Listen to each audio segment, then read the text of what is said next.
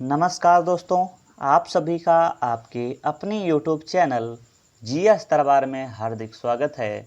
मेरा नाम है आशीष। दोस्तों, हम लोग प्रत्येक दिन 20 महत्वपूर्ण प्रश्नों की चर्चा करते हैं और इसी श्रृंखला में आज फिर मैं आप सभी के बीच में उपस्थित हुआ हूं। तो जैसा कि आप सब देख रहे होंगे कि आपकी स्क्रीन पर पहला प्रश्न है कि किस दर पर भारतीय रिजर्व बैंक वाणिज्य बैंकों से धन उधार लेता है। बैंक दर, रेपो रेट, रिवर्स रेपो दर या सांविधिक तरलता दर। तो पूछा गया है रिजर्व बैंक वाणिज्यिक बैंकों से उधार लेता है। जब रिजर्व बैंक वाणिज्यिक बैंकों से धन उधार लेता है तो उसे रिवर्स रेपो रेट कहा जाता है। और यही अगर वाणिज्यिक बैंक रिजर्व बैंक से धन उधार लेता है तो उसे रेपो रेट कहते हैं। तो इसका सही जवाब हो जाएगा रिवर्स रेपो रेट। अगला प्रश्न है, आपूर्ति वक्र के साथ साथ चलने को कहते हैं। आपूर्ति में संकुचन, आपूर्ति में विस्तार, आपूर्ति में बढ़ोतरी या आपूर्ति में विस्तार तथा संकुचन। तो आपूर्ति वक्र के साथ साथ चलने को क्या कहा जाता है? आपूर्ति में विस्तार तथा संकुचन। ऑप्शन डी इसका सही जवाब है। प्रश्न संख्या 3 है। कई बार ये क्वेश्चन इस तरीके से बनते हैं कि भारत का उपराष्ट्रपति बनने के लिए न्यूनतम आयु कितनी होनी चाहिए? 30 वर्ष, 40 वर्ष, 35 वर्ष या 37 वर्ष। तो इसका सही जवाब हो जाएगा ऑप्शन बी 35 वर्ष। राष्ट्रपति बनने के लिए भी 35 वर्ष है और उपराष्ट्रपति बनने के लिए भी 35 वर्ष। अगर आप लोकसभा के सदस्य बनना चाहते हैं तो आपकी आयु 25 वर्ष होनी चाहिए और राज्यसभा के सदस्य बनना चाहते हैं तो आपकी आयु 30 वर्ष होनी चाहिए। अगला प्रश्न है, निम्नलिखित में से कौन सा न्यायिक आदेश उच्च न्यायालय तथा उच्चतम न्यायालय द्वारा किसी व्यक्ति को किसी सार्वजनिक कार्यालय पर अधिकार करने से रोकने के लिए जारी किया जाता है? उत्प्रेक्षण लेख, परमादेश, निषेधाज्ञा या अधिकार परीक्षा। तो इसका सही जवाब हो जाएगा ऑप्शन डी अधिकार परीक्षा। प्रश्न संख्या 4 है। ये भी कई बार प्रश्न पूछा गया है कि चंद्रगुप्त मौर्य का पुत्र कौन था? बिंदुसार या चंद्रगुप्त द्वितीय, अशोक या बिंबिसार। तो बिंबिसार का पुत्र था चंद्रगुप्त मौर्य और चंद्रगुप्त मौर्य का पुत्र था बिंदुसार। ऑप्शन बी इसका सही जवाब है। प्रश्न संख्या 6 है कि भारत में तुगलक वंश के बाद कौन सा वंश शासन में आया? गुप्त वंश, खिलजी वंश, मुगल वंश या सैयद वंश। तो देखो, खिलजी वंश के बाद शुरू हुआ था तुगलक वंश और तुगलक वंश के बाद शुरू हुआ था सैयद वंश। ऑप्शन डी इसका सही जवाब है। अगला प्रश्न है, किस ग्रह को बौना ग्रह माना जाता है? पृथ्वी, बृहस्पति और प्लूटो या शन। तो इसका सही जवाब हो जाएगा प्लूटो। प्लूटो को क्या माना जाता है? बौनों ग्रह की श्रेणी में रखा गया है। कब रखा गया था? तो 2006 में। अगला प्रश्न है, बलुआ पत्थर किस प्रकार की चट्टान है? चूनेदार चट्टान, आग्नेय चट्टान, कायांतरित चट्टान या अवसादी चट्टान। तो बलुआ पत्थर किस प्रकार की चट्टान है? तो अवसादी चट्टान है। ऑप्शन डी इसका सही जवाब है। अगला प्रश्न है, गेहूं एक है, बेल है, झाड़ी है, औषधि है या वृक्ष है? तो गेहूं क्या है? एक औषधि है। ऑप्शन 20 का सही जवाब होगा। प्रश्न संख्या 10 है कि सांप, कछुआ, छिपकली तथा मगरमच्छ जंतुओं की किस श्रेणी में आते हैं? मत्स्य, जल स्थलचर या सरीसृप या पक्षी। तो देखो, जितने भी ये रेंगने वाले होते हैं जंतु, ये सब सरीसृप में आते हैं। तो ऑप्शन 20 का सही जवाब है। प्रश्न संख्या 11 है कि मृदा में जल तनाव मापने के लिए प्रयोग किए जाने वाले यंत्र को क्या कहा जाता है? प्रकाश मापी, इसके बाद उत्ताप मापी, इसके बाद में शुष्क आर्द्रता मापी या तनाव मापी।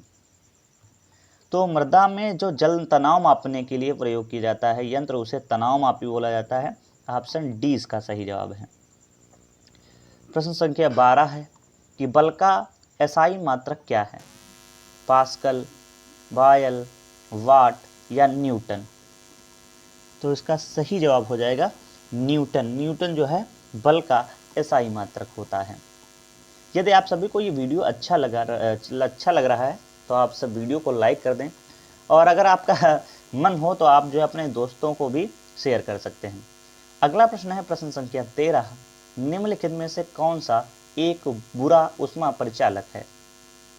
एल्यूमिनियम, तांबा, चांदी, सीसा। तो इसमें पूछा है ऊष्मा परिचालक है, तो इसमें सही जवाब हो जाएगा सीसा। सीसा जो है ऊष्मा परिचालक है। प्रश्न संख्या 14 है। निम्नलिखित में से कौन कंप्यूटर में स्थायी रूप से डाटा संचित करता है?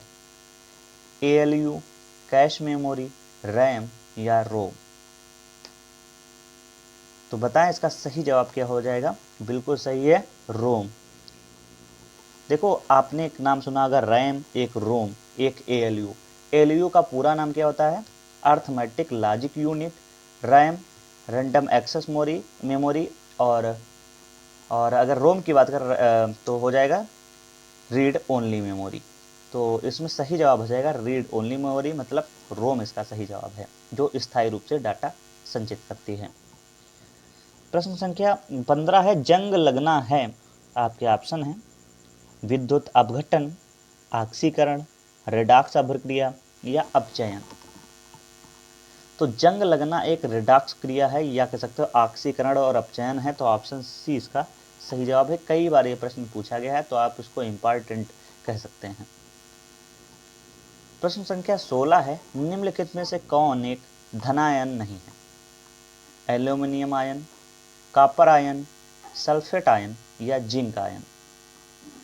तो धनायन कौन सा नहीं है? तो इसमें जो सल्फेट आयन है ये धनायन नहीं है, तो ऑप्शन सी इसका बिल्कुल सही जवाब है।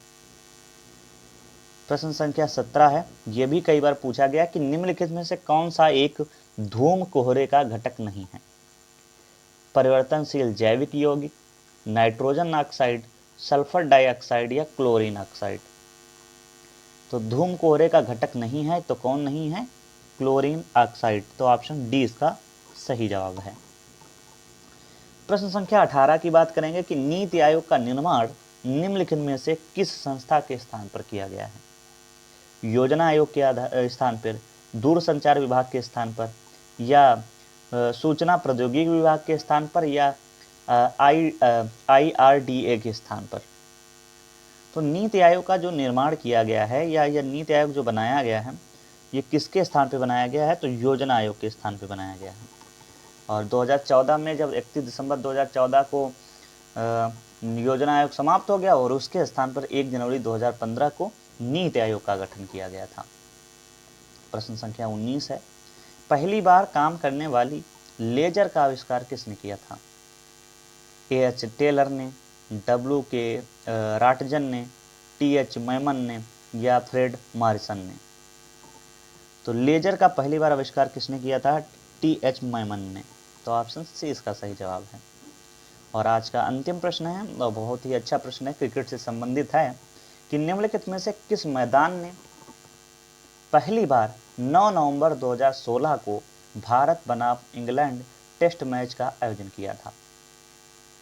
JSCA अंतर्राष्ट्रीय stadium Ranchi, Saurashtra cricket association stadium Rajkot, Himachal Pradesh cricket association stadium Dharamshala और होलकर क्रिकेट स्टेडियम इंदौर।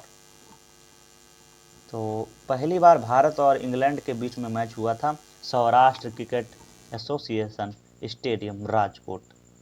तो दोस्तों आज हम लोगों ने इस वीडियो के माध्यम से 20 महत्वपूर्ण प्रश्नों की चर्चा की है।